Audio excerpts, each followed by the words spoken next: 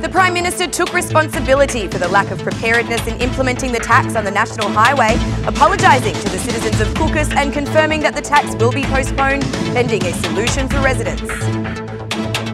Prior to the declaration by the Prime Minister that the tax would be suspended, numerous protests occurred, blocking traffic at major axes countrywide for a period of 3 hours. As the opposition was concluding their protests, EU Rapporteur Fleckenstein has declared that he hopes Albania to receive an unconditional recommendation for the opening of EU negotiations in June. Good evening, it's 6 o'clock on Thursday the 5th of April 2018. Welcome to the English edition of Aura News. My name is Alexandra and I'm here to bring you the day's top stories from across the country translated into English. The implementation of the National Highway Tariff will only recommence once a solution has been found for the residents of the area. Prime Minister Rama declared from the Parliament that they are already in negotiations with the company and foreign experts have been involved in the process. We are responsible for the dissatisfaction over the National Highway Tariff. We will not start the payment system without providing the best possible solution for residents of that area.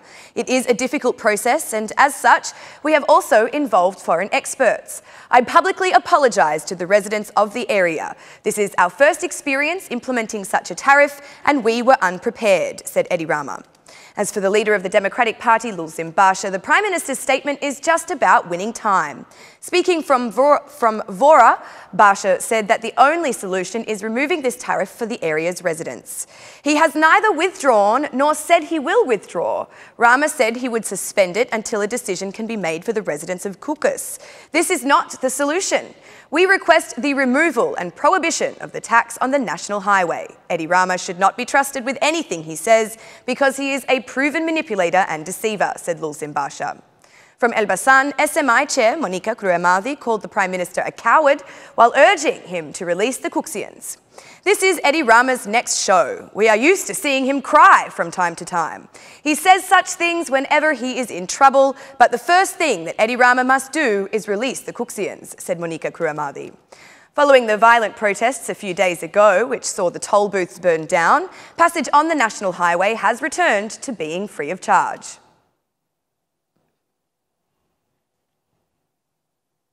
For 3 hours, opposition MPs and their supporters have blocked the country's 4 major axes.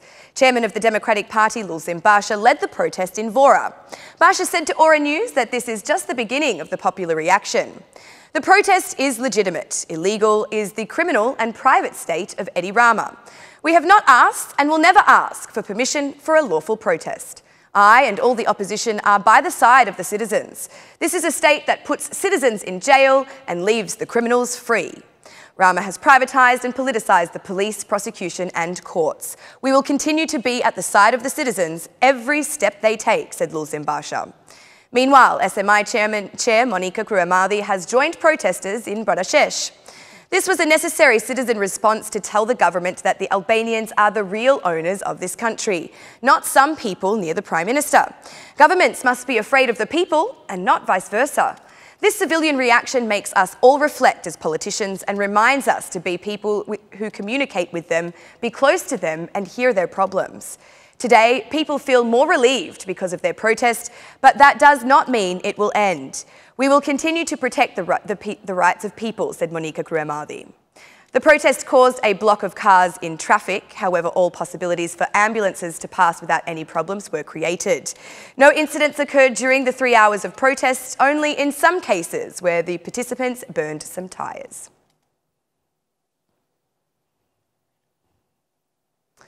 A protest began around 9:40 a.m. at the intersection of Milot. However, the police asked the protesters to disperse, advising that they considered the action to be an illegal rally. This request was rejected by the participants, with the leader of the protest at this particular location being the DP MP, Flamur Noka, declaring the request as provocative. I have communicated with the police officers and I informed them about the whole plan, so it is not necessary to come and provoke the citizens. I talked to them, along with the representation. Any insertion of police officers into the crowd is a provocation. It is a citizen's right to protest. The government is the one that has violated the law. At the moment, the government provokes the citizens. They have the right to react and not to obey. This is not a government of the citizens, but one of the bandits, said Flamornoka. After 3 hours, the protests across the country ended, even at this axis, with no incidents having been reported. Mayor of Kukës, Bashkim Shehu, said that there is going to be talks with the Prime Minister. The requirement will be the citizens of Kukës to pay no tariff for use of the national highway. In a statement to Aura News, Shehu called the apology that Eddie Rama gave for the lack of prior communication with citizens on the tariff as an honest reflection by the head of the government. I have also stated in my speech at the municipality that the people of Kukës do not want a tax. I am in support of citizens because I am elected by them and I cannot accept anything other than what the people of Kukës want. The Prime Minister's statement is a good sign that this arrogant government has started to act and listen to the citizens, because in the end, this is the duty of the Prime Minister and also me as Mayor. The protest continues to be a civic statement and we have to listen, said Bashkim Shehu. Asked about the arrests of citizens who protested a few days ago, Shehu said he has asked for an impartial investigation. I continue to hold the position I have expressed to the ambassadors. We support the court decisions, but we ask for an impartial investigation, said Bashkim Shehu. Pending the report of the European Commission, another positive signal comes from Brussels straight to Tirana. After meetings with the opposition, the government and the Interior Minister, the rapporteur for Albania, Fleckenstein, is convinced that our country has completed its required tasks. Therefore, he said that Albania deserves the unconditional opening of negotiations, which, according to him, are supported by all sides of domestic politics. We expect the European Commission to give a clear and unconditional recommendation for the opening of negotiations. There is still much work to be done, but Albania has done everything we have asked for. I think it's time to open negotiations, said Fleckenstein. At the same time as the Euro MPs conference, the opposition was closing the first protest of civil disobedience. For the rapporteur, protests do not negatively influence negotiations, but would Mr. Fleckenstein have the courage to do something like this in his own country? I do not think the opposition protest affects the report, but I would say that the limit of legitimate protest is the exercise of violence. It is unacceptable. But I would not dare to block traffic in my own town, as the citizens would kill me, said Fleckenstein. So what could be seen as the wrong move, which may cause a disruption to Albania's EU negotiations?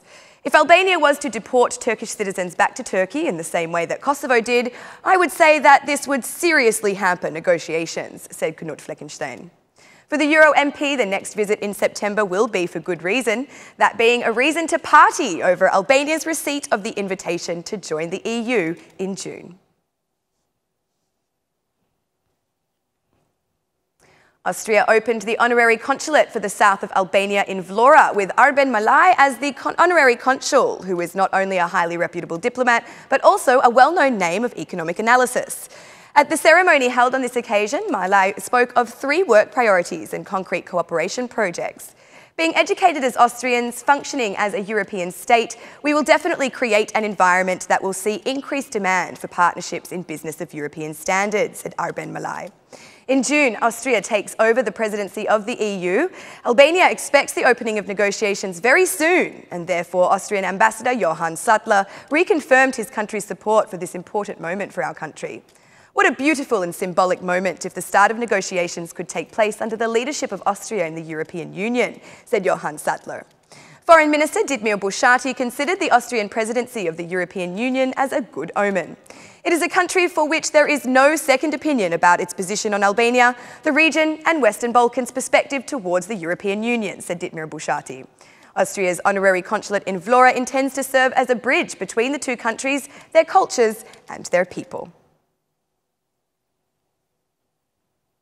And that's the news across the country today. Thank you for watching our English edition this evening, and be sure to join me again every Monday to Saturday at 6 p.m. for your latest news from Albania. Once again, on behalf of Aura News, thank you and good night.